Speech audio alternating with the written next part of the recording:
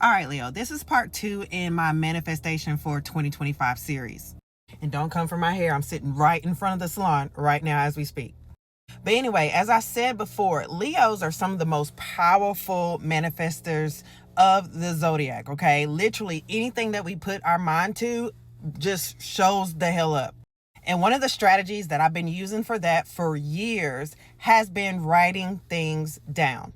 In the last video, I showed you that I have a notebook that I actually call my manifestation notebook, that I will write lists and letters to myself and all sorts of things that I want to manifest for my future. As a Leo with ADD, okay, nothing really comes to fruition in my brain unless I write it down first. So I made it a habit very early on to write out my goals and to continuously make lists. Now, here is a great example of that, okay? Tanner, as one of the only Black girls in country music scene, I hope B decides to sprinkle me with a dash of her magic for a collab. And this is literally what I'm talking about, writing it down and putting it out there, exactly what you want to call into your life. Now, here is an exercise for you to start to do that for 2025. This is something that I do every single year. Matter of fact, I do it multiple times a year. And what you're going to do is you're going to get a piece of paper, all right? And this is how you're going to start off your manifestation for the new year. Grab a piece of paper, and what I want you to do is, in no particular order, I want you to number the paper, and then I want you to begin to write down what your priorities are for 2025. Now, this is not a list of goals. These are broad things that are your priorities.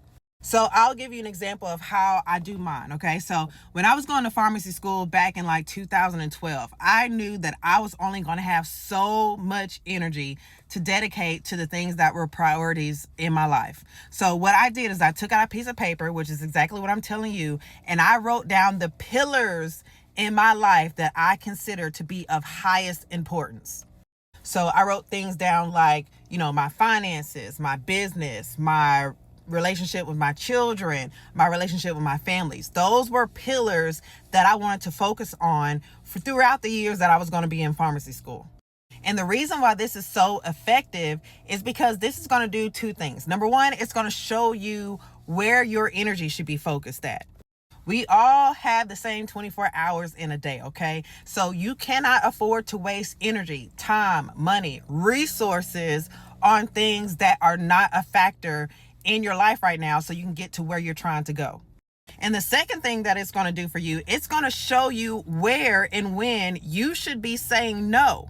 And for those of you who are uncomfortable with saying no, this is going to be a great exercise for you to do, because it's going to make you real comfortable with saying no to anything that arises or shows up in your life that is not on that list of priorities.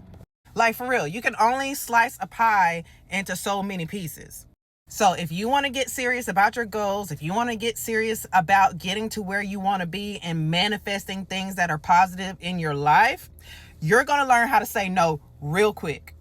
So hope this helps. Let me know in the comments if this was effective for you and if you want to see a part 3.